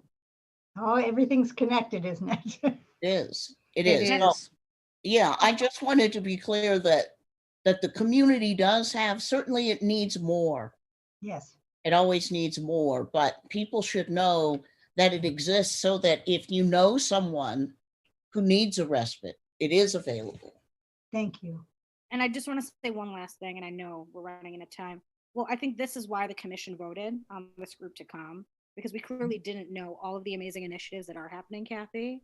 And I know that, Elizabeth Nelson and I, we brought up this issue previously and we were talking about it. And I didn't know that some of these new things were happening. So this group helped us learn that. And it was a needed conversation. So thank you. All learned. Yes, this is wonderful. Well, Thank you there's very no- much, folks. There's no way that your group could have known because they're just literally happening. And you wrote your report already and did your research. Literally being, some have just been implemented and others are in the process. So I just thought you would be interested, and I thought it was important for folks to know. Aisha, could you introduce the last group? Sure. The next one is internet access and health. So I'm going to let you guys take it away. Okay, thank you, Aisha. And thank you everyone for having us tonight. We really appreciate having this opportunity to share about the research we've been doing. My name is Sophie Langerman, and I'll let other group members introduce themselves. Yeah, hi, I'm Brooke Ryder. I'm Vince Asta. I'm Mike Altman. Yeah, like I said, I'm Brooke, and I'm going to be starting off our presentation with a little bit of background. At the beginning of this year, Washtenaw County created a broadband task force which distributed an internet access survey to its residents. Of the 7,200 households that responded, 64% of those households reported that they did not have a minimal level of broadband connection. Internet access was obviously important before the advent of COVID, but it's certainly a necessity now. Think about it this way, 64% of people who live in Washtenaw County who might want to be attending this meeting right now might not be able to because they lack internet access. But not only for attending a meeting like this, internet is needed for a plethora of other things like telehealth visits, job searching or working from home, schooling, social interactions over the holidays, and even doing online grocery shopping for high-risk individuals, among many, many other things. From the mouths of the public health experts, this needs to be a priority. According to the American Journal of Public Health, reduced broadband internet access has the potential to exacerbate this country's health disparities because it disproportionately affects those who are already vulnerable. Those who are older, are racial or ethnic minorities, have lower incomes, are less educated, or live in rural areas may experience worse health outcomes under normal circumstances and are even less able to access these health-enhancing resources during social distancing orders. And now I'm going to hand it over to Mike to talk a little bit about the community stakeholders we were able to engage with. Thanks, Brooke. So our group we interviewed 4 sources, I guess. We're not journalism students, but we did ask all 4 of them, and they all wanted to remain anonymous for whatever that's worth. But we did 4 interviews, 2 with teachers in local schools and 2 with librarians. And I guess the good news from what we learned is that the schools have a relatively higher level of access, or are having a higher level of access as far as students are effectively getting laptops and computers through grant programs. And I guess enough people have Comcast or Comcast current deal to give free internet for low income. That's anecdotal. That's not based on like data, because there is no data right now on this. Our 2 interviews with librarians, I guess the main point with that was that, yeah, there is still a substantial number of people who are showing up outside of libraries. And I think there's 7 hotspots in the area. I don't know if one of you all remember, correct me, but I think there's about 7 in the area, and 4 of them are libraries. And as recently as yesterday, because I sent a text message to one of them, there's still a ton of people who are just getting within the Wi-Fi zone so that they connect for a few minutes, maybe an hour. I'm guessing some people are doing telehealth. Other people are probably communicating related to their jobs. I mean, there's all kinds of stuff, but with winter now coming here, winter being here, that number is going to decrease because as far as I know, you can't really get reception from the parking lot or your car. So that's a little bit about what's happening locally. I think Vince and Sophie are going to talk about our recommendations. If you want to go, Vince. Yeah. So our first recommendation is centered around municipalization of internet access. So that seems rather progressive, and it seems rather expensive, but there are precedents that show that it can be done. The most notable being Longmont, Colorado. There they actually created NextLight, which is a government-owned and operated internet company.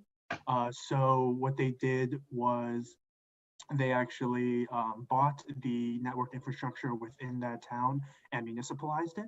And they actually are celebrating their 5th year anniversary of this plan. And they actually recently started a Sharing the Next Light program, which gives free internet and routers to low-income students and families at the St. Vrain Valley schools.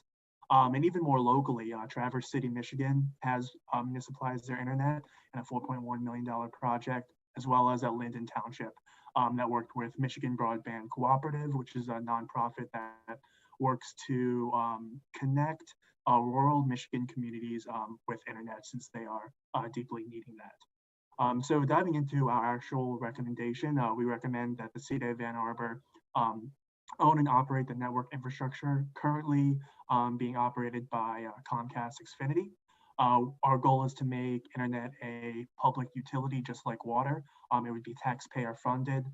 We recommend a progressive taxation scheme that could come in a variety of forms, whether it be local income tax increases, a millage rate on property values.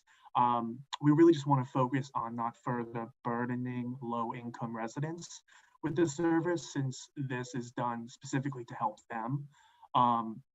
This would allow everyone the opportunity for affordable and high-speed internet access, which, as Brooke talked about earlier, 64% of people in Washtenaw County do not have. So this is clearly an issue that needs to be looked upon. And we really see this as an investment in the people of Ann Arbor. Once again, as Brooke said, there are just so many internet accessibility benefits, really. People can keep their jobs, people can find jobs easier, the health effects, the social effects. So I think this would really be a great opportunity to help the people of Ann Arbor stay connected during this challenging time. I'm now going to pass it over to Sophie to talk about our second recommendation. Thanks, Vince. While our primary goal is to have Ann Arbor municipalize the internet, we recognize that this would be a rather long process, and the ability for people to access the internet is an immediate concern. So our second recommendation that has more precedence and I think is more feasible time-wise and budget-wise is to create wireless community networks and affordable housing within the city of Ann Arbor. The HUD, in partnership with a new program they've just developed called Connect Home, reported that 34% of folks across affordable housing units in the United States are considered underconnected, with accessing the internet via their smartphone or other mobile hotspot device, and 31% had no internet access at all. The Affordable Housing Group did a really wonderful job highlighting all of the inequities and issues with affordable housing in the first place, so I won't go into that too much, except that saying there is a huge racial wealth gap with affordable housing, and it's only exacerbated if people don't have access to internet. While there are housing vouchers such as Section 8, none of these cover internet access, and HUD utility allowances as well as utility reimbursement do not consider internet access a utility, and for that reason, folks are paying out of pocket for internet access throughout affordable housing. And even though there are low income plans, a lot of these require you to do similar to where you would fill out eligibility forms for TANF and for food stamps. They require super intrusive questionnaires. And even at that point, are not totally free. I believe the lowest plan offered by Xfinity is $10 a month plus an extra $13 if you're renting a router. And that is with an incredibly low internet speed. It was originally 15 Mbps and now it's been raised to 25 Mbps, but that still doesn't allow for a lot of connectivity in more than one person households. The main reason that folks are underconnected, even within the city of Ann Arbor, is the cost of internet access. There's a huge increase in the rise of basic plan costs with lowering broadband speeds. Also, the cost of devices is a huge barrier where folks aren't able to afford laptops, routers, etc. Our recommendation for that reason would be to create these wireless communal networks in affordable housing through the creation of Wi-Fi zones. So Wi-Fi zones would rely on the existing fiber optic equipment in tandem with what are called repeaters or sometimes called boosters. And these devices will extend the current signal of one router to other apartments in the complex or other areas of the complex. They're a cheaper, more immediate alternative than municipalization, with costs of boosters or repeaters for basic plans around $30 to $100 and commercialization repeaters for around $500. There is an additional cost of installation, but we think that the city could easily partner with a local IT group to have that done. And some potential funding options, tax revenue being a big one, partnerships with corporate identities, advertisements from local businesses on these open community networks, as well as grant funding and federal funding. The HUD currently has a community development block grant that's an expansion of their Connect Home program that is going primarily towards internet access and affordable housing. There's also a Washtenaw County Broadband Task Force that although we were not able to connect with them, we believe could have some other resources to funding opportunities. I'll end with that. Thank you all for your time. If folks have questions, great. I know we're sort of short, so we can also share our information if people have to hop off. Thank you. Travis. Yeah, I just have really great work again. One quick question with regard to kind of your primary recommendation around municipalization. And one of the challenges that I think I often see with municipalization efforts is that they are very costly on the front end and can therefore impact affordability and sometimes cause harm to the very people that are most intended to be helped. Given that Michigan currently prohibits us from implementing any type of progressive tax structure, I wonder if in your research, any of the places that have pursued municipalization of broadband have found alternative ways to fund that without negatively impacting low-income families.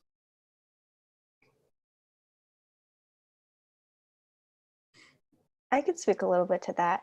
So a lot of these plans were done in rural communities, so they look a little bit different. In Traverse City, I think, is the closest model, and they, if I'm correct, municipalized only the city center and not the entire city of Traverse City.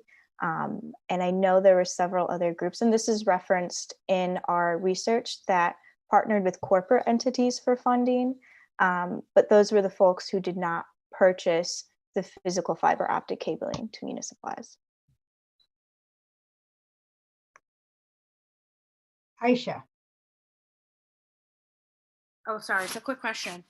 I remember in your guys' paper, it spoke to something about how like even though the speed of internet is being boosted for low income housing, that's going to expire after COVID. Am I wrong about that? That's correct for the most part. So a lot of these plans have actually already expired. The low income plans where you do have to meet the requirements and fill out the questionnaires still exist, with the lowest being $10. But free internet has already expired, and that was back in July. Yeah. And the speed at which it's defaulted back to is like basically unusable. Correct. Well, thank you guys again. Amazing job. Amazing. Other questions? We're actually at the end of this meeting. I think you did a wonderful job and given us huge amounts to think about. I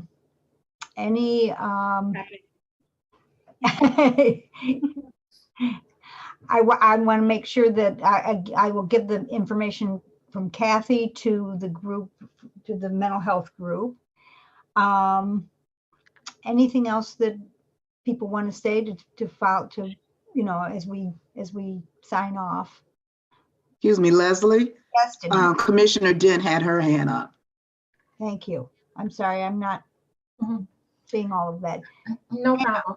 Yeah, so correct me if I'm wrong, or just clarify for me if you would. Is the proposal similar to what I've read exists in Ypsilanti, where they have wireless opportunities for their residents? And then because Google has a presence in Ann Arbor, was there any effort to partner or look into a partnership with them? And then third, there are a lot of persons who are in low-income housing have access to governmental phones. They have limited minutes, but every cell phone has the capability of having a hotspot, which then allows you to connect to the internet. So it's kind of three questions in one, and anyone can speak to that.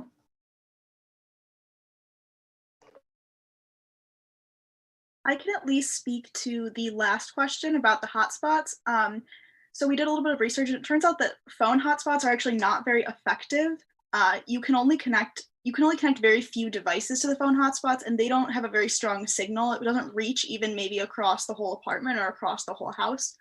And in addition, it becomes very slow the more things you add on. Even having more than one device on that Wi-Fi from your phone is probably not going to allow you to stream video like we are here. I can speak to really quick the IPSI question. So I'm currently living in IPSI and I'm familiar, I think they call it Huddle, is what they're doing with their sort of public broadband. And from my understanding, they've partnered with local businesses who open up their Wi-Fi to the public and don't require passwords and have stronger signals.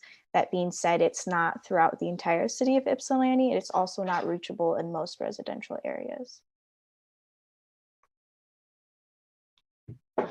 So limited.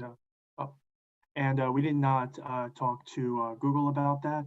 Most of our focus was more towards local government, as well as more local stakeholders, such as our public libraries, the public school system. So we really didn't focus too much on private companies there.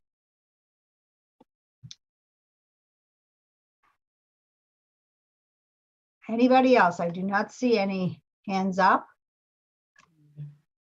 However, anything in closing, because I think these three groups did fabulous work. I'm very excited about the ideas. I think we're all a little overloaded right now. But we know how to get a hold of you. We know how to read your paper and see your main presentations, and very much appreciate what you've offered us. Thank you so much. Thank you guys. And we'll update you as your work impacts our work and these issues that we work on. Can I just ask a quick question? As I was listening to these presentations, I was having flashbacks to a class I took, not in grad school, but as an undergrad, where I was coming from another place and trying to write about local issues. I'm curious if any of our students are actually local to either Michigan or Ann Arbor. Do you want to just raise your hands if you are? Oh, okay. like Michigan or Ann Arbor? Like, are any of you from Ann Arbor? Oh, okay. I was just curious because one of the things that I think about is it's a real challenge to try to do a deep dive in a real local, hyper local issue and identify people to talk to. And so, yeah, I found that sort of most interesting because it's an issue that is like hyper local. You might as well be in a foreign country really to try to like grapple with it. Yes. Thank you for your presentations. Most likely we just can't afford to live in Ann Arbor, so. No, I didn't mean that. I just meant, well, like the experience that I'm remembering is like, I grew up outside of Chicago and I was trying to write about an issue in New Jersey, which was like very, very difficult. Anyway.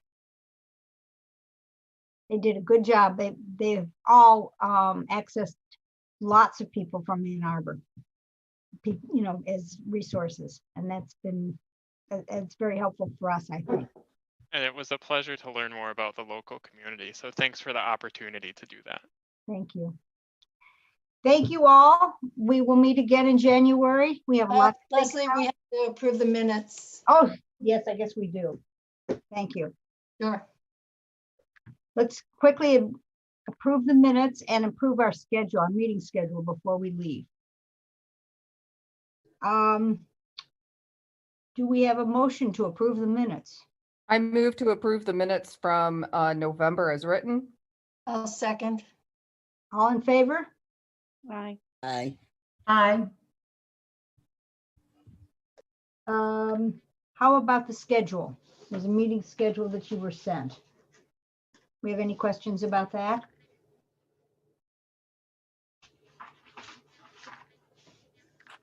Have people had a chance to look at it?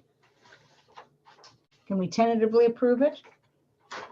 And then look at it when you get back? You're talking about the meeting dates? The meeting dates. Yeah, the meeting, for yes. next year. Yes.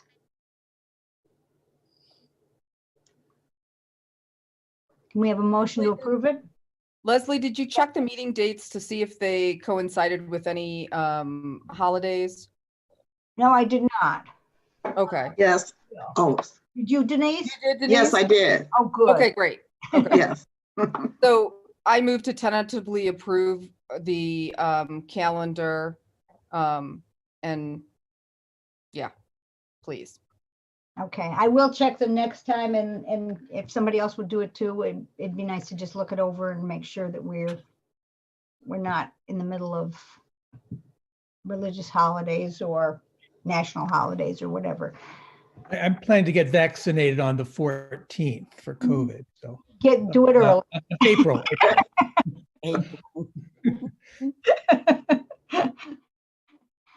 So there's a motion by Commissioner Cass. Is there second for the? I'll second. This is Pam. Okay, thank you. All in favor? Aye. Good. Please look and let's make sure we did a good thing. But anyway, we'll have it. Our first meeting is January 13th, which I assume is on the second Wednesday, as it should be. Yes. Okay. I think we're done. Have a wonderful year, a year end and New Year's, and we'll see you on January 13th. I move to adjourn. Yes. Aye. Oh, so you have the motion to adjourn, yes. Okay, thank you, Linda. We need to pass it. Is there a second? Happy holidays, everyone. I second it. Thank you. All in favor? Aye. Aye. Thank you. We're adjourned. Thank you very much, folks. Thank you. Stay on the line for Happy me. holidays. Okay, I'll call her. Okay. Who's second for adjournment? Leslie? I did. This is Pam. Pam. Thank you again. Thank you again. All these little windows moving in front of my face. I can't see who's who. Look, you did a good job. Oh, thank you. It was very interesting. I thought it was interesting. I Yes. didn't think to ask you whether you knew how to share the screen. Yes, I could, but then my screen froze. Like Commissioner Dillip, his screen froze. And when you called me, I couldn't answer because it just froze out of nowhere. Oh my goodness. No, I didn't know. So I was like, oh my gosh. Okay, I have adjournment and that's what I was trying to say real quick before Linda said it. Like, we have to do the minutes. So we did it. Everything was covered. Yes, I went over the calendar and posted Friday, so it shouldn't conflict with any holidays. I didn't see any when I went over the holidays for 2021. Okay, I will check it. I'm sorry, I didn't do that. That's okay. I think it's fine. And I will call Kathy and make sure that I have her, that we can arrange something to get together with her. Okay. That second group. Leslie, while you're on the phone, this is Pam. I couldn't get access to, and I tried to the presentations. I was thankful that you sent them as part of the material. So I printed those. Good. But you couldn't get them. I couldn't access, I'm not sure, maybe I'm doing something wrong, but I clicked on the links that Aisha sent so that I could, but she has to approve me, for Google for access. Oh, really? Yeah, you can't access it except through Google, like, so you have to be granted access unless there's something else out there that you can click on. When I did it, it said I needed, I don't know what I did, but I got on. Yeah. But maybe I didn't send everybody Well, she sent 2 notices and I tried both. Huh? She sent 2 notices and I tried both. Yeah. And then so part of the problem is like I accessed it from my church's computer, but then I have my own personal laptop. Your email, right? But it's an email address. Sure. And so you're supposed to be able to just click on the link, but I have done that for our church. And unless you're given access, you can't just automatically get access. Okay, I will ask her about that. Yeah. I couldn't open it either. I agree with Commissioner Den. I couldn't open mine either, Leslie. Wow, so now you can see how many people tried. Probably. Yeah. Right. I wanted to read them before tonight, but I couldn't get access to them. And I spoke to you 3 times today, so I don't know why I didn't mention it there. Yeah, and I tried last week when you sent it. Actually, Aisha sent it twice and said, I'm gonna send it again. Twice I tried it. nothing worked. And so I have my own personal laptop that I have here, couldn't access it that way. I don't know if it's because I have a separate Google accounts, you know, and It should be through your email. I know, but to access the drive. Yeah, no, that should be through your Yeah, email. couldn't do it. Yeah. So I thought you had to have, you know, be granted access through the Google Drive. And because it wasn't coming up under my name, but it may have been coming up under my church's name, but it still should have been through my personal email. So I'm not sure. Didn't it ask you? But here's the thing. Here's the thing. I have several emails, different search engines, didn't work for any of them. But it would have been the email that we use here. If she entered all of them, that's what I would have done if I were her. But I don't have that. You mean for the city? Yeah, you know, the Meadow. I don't have the city's email. No, you've got Meadow PJ. Yeah, Meadow P. Right. At AOL though, not through the city. Right. No, mine isn't through the city either. Okay. So anyway, I'm glad you sent the material because I was able to read that. But in terms of the presentations, I wasn't able to access it to see it. I didn't see the presentations. Yeah, that's right. I didn't actually look at the presentations. I didn't realize they were that cool. Yeah. I'll go back and download them because I downloaded them all. The Google Drive drives me crazy. Yeah. Yeah. I have all the papers, and if nothing works, I can send them to you. Well, no, you sent them as part of the materials. Well, just for these things. But Right. there are Right. other Oh, but there's others. Yeah. Yes, and some of them I might want to see. In fact, some of them I'm going to send to the crew study group too. So are we going to publish that, all of them, and put it on our website? Because that would be helpful if the community or the public wants to read that information. Wow, that's an idea. I think we probably should, because it's nothing that's not, you know, they were so thorough. They cite all of their references so that if anyone, unlike the, what was it, the equity study that was done by the county. Yeah. For crew, we have